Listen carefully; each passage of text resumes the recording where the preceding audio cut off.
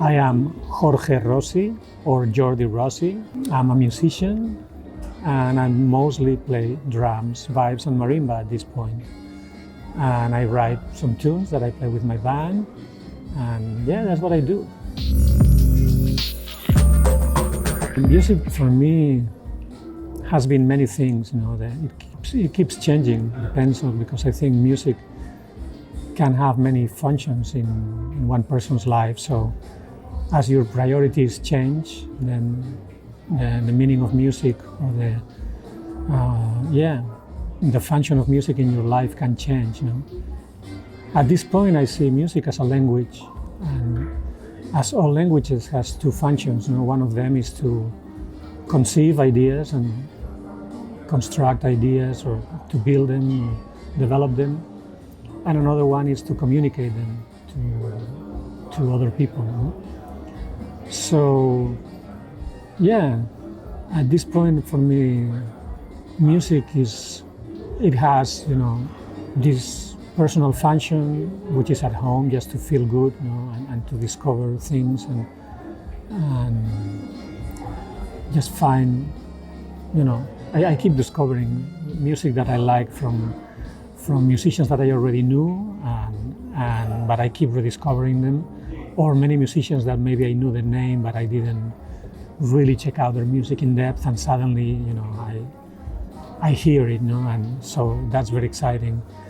And as a performer, for me, music has become something very important socially, I think, in the sense that besides the musical community, which is very important for me, I think is one of the great things about music, is just this beautiful bond in the musical community it goes beyond generations, it goes beyond nationalities, and it has this amazing power to unify people.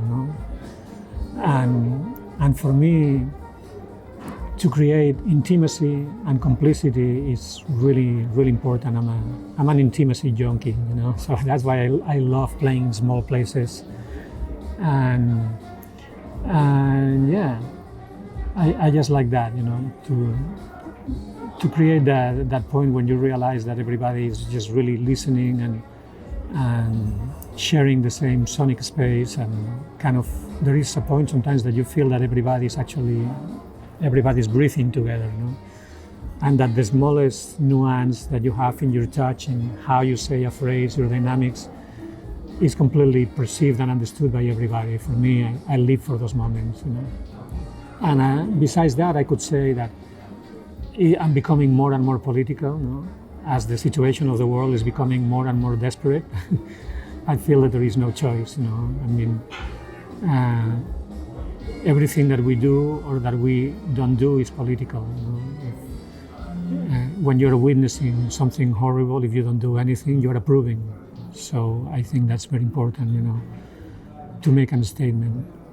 And even that I know that music is interpreted by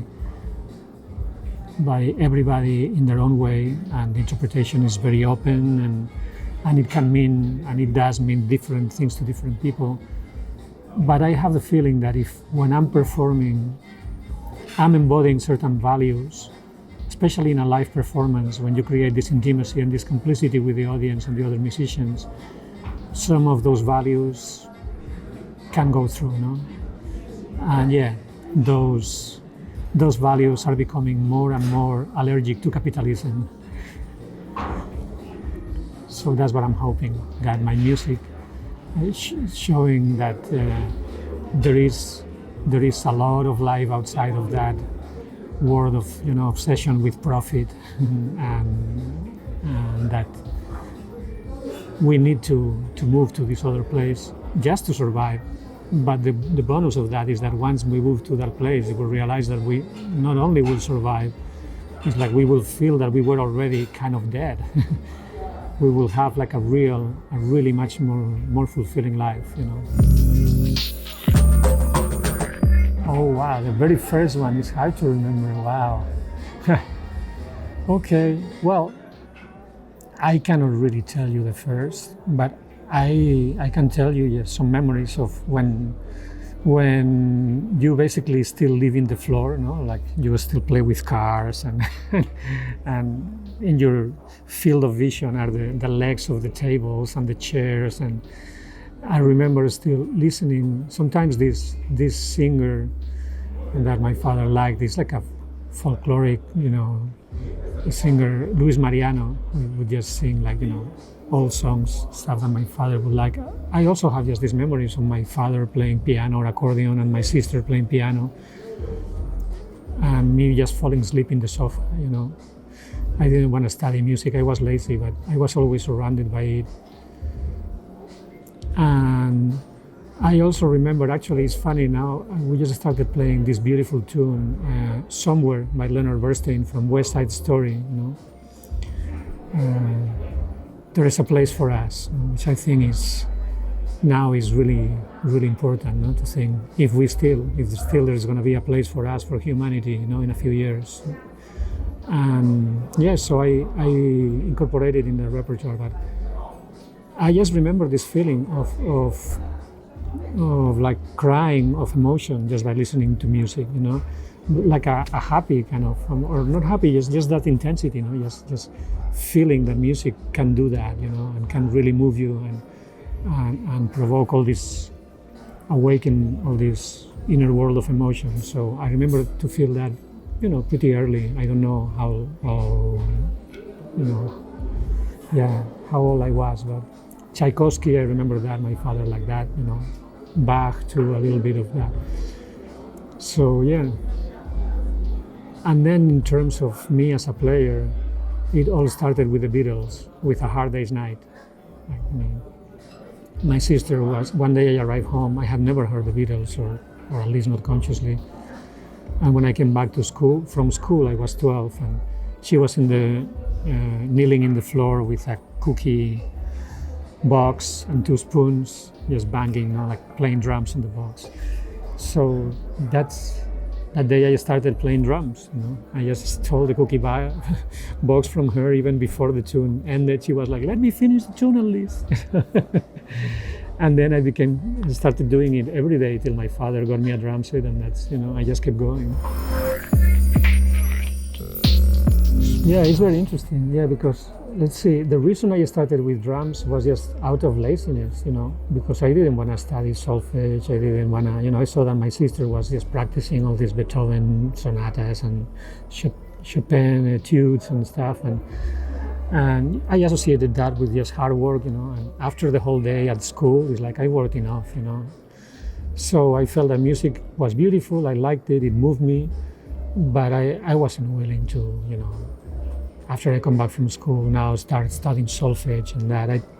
My parents told me, they asked my sister's piano teacher to give me a lesson, and when he told me, he was super cool, very sweet and great musician, but he told me, okay, learn the treble clef and bass clef and start writing, the notes, and I was like, oh, to take the pencil again? Yeah, I guess not. So I passed. But that day when that thing happened with the cookie box, then I realized, without thinking, I just saw it, realized that without knowing solfege, without knowing anything, you just take 2 spoons and you start banging, and you are at the heart of the music. And I kind of intuitively understood that as a drummer, you can be in the middle of the music and just like that, you just do it, and you're feeling the beat, you're feeling the meaning, the drama, the intensity of the music. The heart, you're very close to the heart of the music in a completely intuitive way, and that was my way in. Of course, as soon as I started doing that, my sister and my brother, who by then he was also playing bass, and they both studied music and kind of developed perfect pitch. They would humiliate me a little bit. They would say that, "Oh, you're just a monkey who bangs things," and you have no ears, and it's like, so, okay, so then I felt that I needed to develop my ear. I would play piano a little bit when it was free. That wasn't much because, my sister had the priorities and she was serious about it. And I liked it a little bit, and actually, eventually when I started studying classical percussion, I started playing vibraphone a little bit. But the vibraphone, I found that it was kind of like the piano, but much less expressive, especially because the one that I have was a cheap one, that it didn't have a very good sound. So it was a little bit frustrating.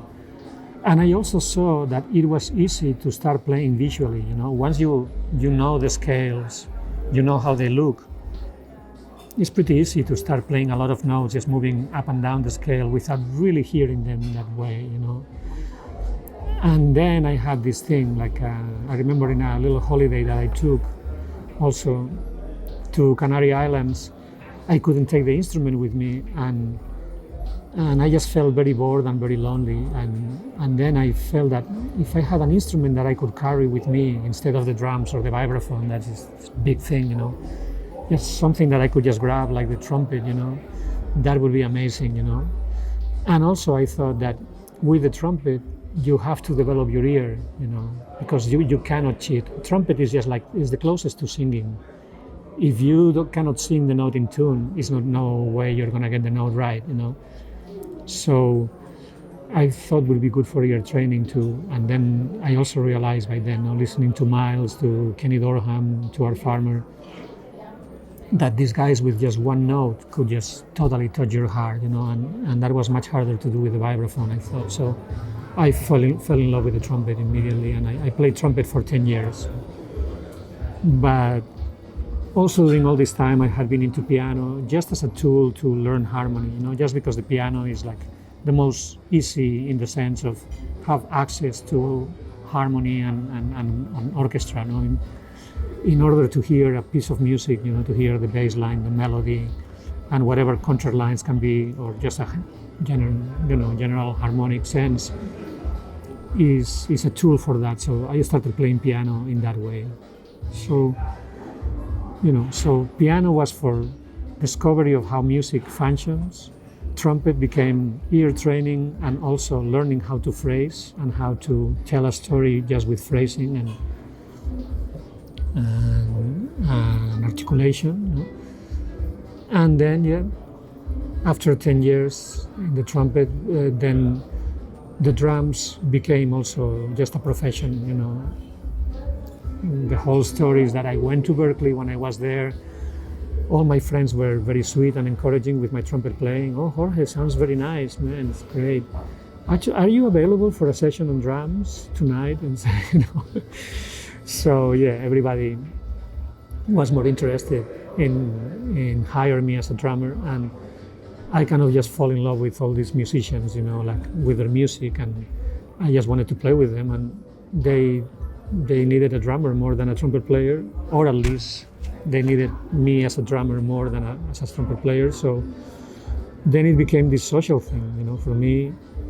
The drums was just a way of making music with these guys, Chris Cheek, Seamus Blake, Joshua Redman, Mark Turner, Cole Rosenwinkel.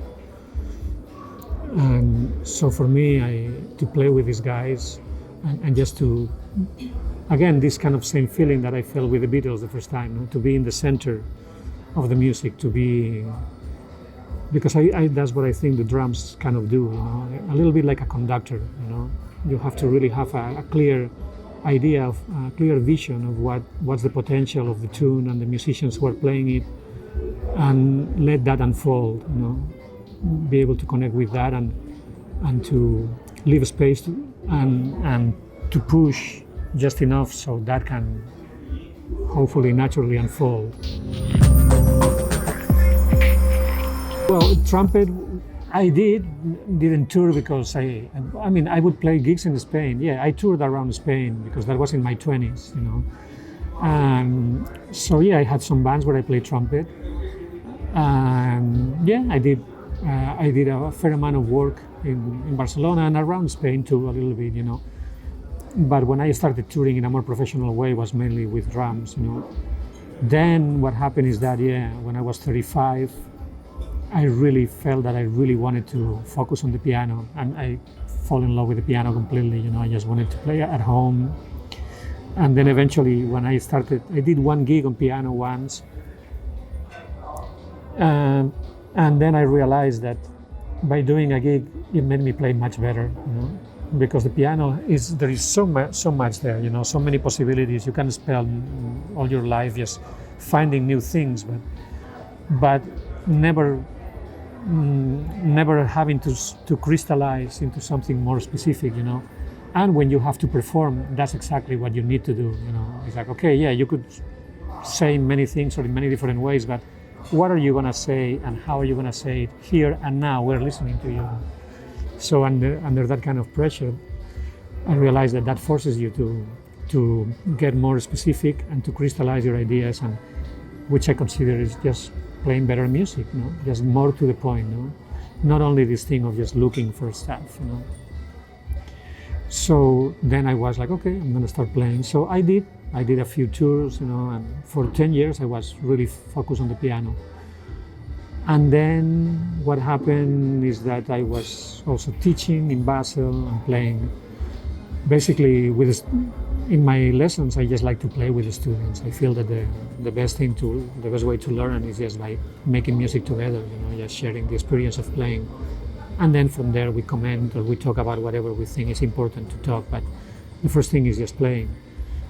And I like to learn with them. So I wanted to learn piano, so I would always play piano. So I always try to avoid piano players in my workshops. But of course, little by little, some piano players wanted to study with me, and Mr. Rossy, could I join your workshop? And okay, you can. And then of course, once this guy or this woman is sitting at the piano in the class, this student, and I want to play, but I don't want to kick them out of the piano. It felt kind of awkward. And in Basel, they had these nice Musser vibraphones around. And I was like, I wonder if I would remember how that thing works, So for a whole year, and in the 5 days a month that I was teaching, I would play the vibes with the students. And I kind of got hooked. So I started thinking, maybe I should get a second-hand vibraphone at home and try. And I did that. And then, after 1 year, I was just, and then in just a rehearsal that I was doing with a band where I was trying a repertoire for a sextet, some of the guys rehearsing with me, they, because I tried the tunes on piano first, but then since the vibes were around, I tried to play it on vibes, and I recorded some of the rehearsals. And several of the guys that were rehearsing with me told me, wow, it sounds really cool with the vibraphone, because the vibraphone, there are so many quintets or sextets, with 3 horns, bass, drums, and piano. And with vibraphone, I don't know anything of like that, so it sounds really interesting. So when I heard that, in that sextet, that became the first band where I played vibraphone. And then, suddenly I had become a vibraphone player. It just happened like that. The connection with ECM was a complete surprise because, of course, I love ECM and I love so many albums of ECM and I love the music. But, I always associated with something that's kind of this European, avant-garde, not so close to mainstream, straight ahead, although there is a little bit, but not that much, So, and I found also that, these big labels are kind of unapproachable. There is so many people that just trying to get there, and that I never really pursued it. I thought that, it's not really, I don't want to waste energy trying to get in ECM because I think probably Manfred wouldn't be interested in the kind of music I do. It's probably too straight ahead, and I think I was misjudging Manfred. I think I was more open-minded than I thought. So it just happened that I was in Hamburg playing with Wolfgang Muschpil in this large ensemble that he had with arrangements of his tunes by Guillermo Klein, and Colin Wallon was in the band. And it was very funny because during that trip, actually Colin asked me, so Jorge, have you recorded anything for ECM? And I said, nope. It's like, wow, that's weird, so many of guys that, in your generation or your friends, like Ethan and Larry and Jeff and Mark are in ECM. I was like, yeah, I don't know, it hasn't happened, you know. I did this recording with Steve Swallow's band, with Carla and Chris Chick and Steve Cardenas, but that's in What, no, which is connected to ECM, but it's not really, it's Carla's album, no, and Carla's label is not. So that same day, after we arrived, after we had been talking about that, actually we were in the sound check and Colan said, actually Manfred is here because ECM was gonna record that concert and another concert. The record hasn't come out yet, but I think they've been mixing it already a couple of times. And Manfred was there and he told me, Manfred wants to see you. And I was like, okay, wow, what a surprise, you know. And yeah, I met Manfred and he was super sweet and he directly just asked me if I wanted to do something for ECM. And at that moment I told him that, well, I knew that I was going to do something with Jacob Bro. And he said, no, I know, of course, that you're going to do something with Jacob, but I'm asking if you want to do something as a band leader for ECM. And so like, wow, that's great. Do you know I'm mainly playing vibraphone? He's like, I know. And the very first record I did with ECM was with vibraphone, Gary Barton. He's like, okay, wow. Okay, wow, thank you. And, you know, I was honored and very surprised. So, yeah. I thought I took my time. It took me 1 year before I called back Manfred with the specific idea, because when I started thinking about what I wanted to do, first it became pretty clear that I wanted to do trio because I already had my quintet, you know, and I had recorded already 2 albums, you know, with the quintet with Al Foster and Doug Weiss and Mark Turner, and the first one with Pete Bernstein and the second one with Jaume Llombart on guitar. And I felt that I was interested in doing something in trio. In fact, I had already recorded something in trio with Al and Doug, a live gig in Basel, and that I'm very happy, and it was cool, but that was very straight ahead. So I thought that for ECM would be great to do something in trio, because I know that with the sound that ECM has, it could be like very intimate, but also just like really big and lush. Just, you know, basically that. Just find a lot of beauty just in the sound. You know, that's one of the things that I find that ECM is great. The sound that I associate with ECM is just that. No, a lot of poetry and beauty in the sound already. You know, and lots of space, which is something that I like. I always like. And I felt that would be great in trio, you know, with vibes and marimba. So then I knew that was going to be a trio, but I still didn't know with who, you know. So that's why it took me 1 year, you know. I was just waiting till I had a tour. Anyway, you know, I'm fortunate to know so many amazing musicians that it was kind of hard for me to decide, you know. I mean, I was playing with all these amazing drummers, you know, with Billy Hart, with Al Foster, with Joey Baron, with Jeff. So, and other drummers also that were great, you know, that Jimmy Warworth. Anyway, just lots of great drummers. So. And bass players too. You know, I know a lot of great bass players. You know, Larry and Doug that I was playing, but it just happened, you know, that during that tour I ended up having to use 3 different drummers and 2 bass players. And the very first gig of the tour actually was with Jeff. The very first 2 gigs with Jeff and Robert, and it just felt so good, you know, that even if it felt great with everybody, you know, but with them I felt that right away I felt at home. I think probably has something to do that Jeff, besides being an amazing drummer and composer himself too, but he's also from the same generation as I am and has played with a lot of the same people.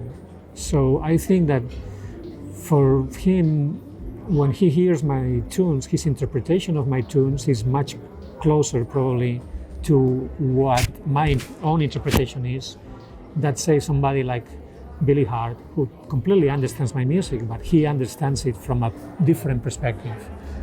and that's great too, because it pushes me into something different, and but it feels more of a challenge.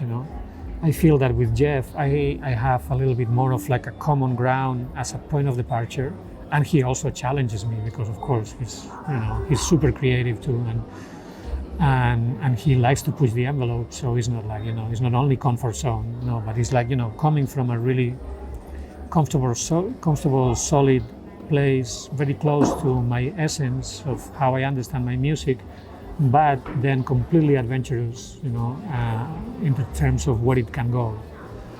And also, he's a great soloist, And then with Robert, I find that also I think he understands my music very well because he's from a younger generation. So I think he grew up listening to some of the music that I did with some of my peers.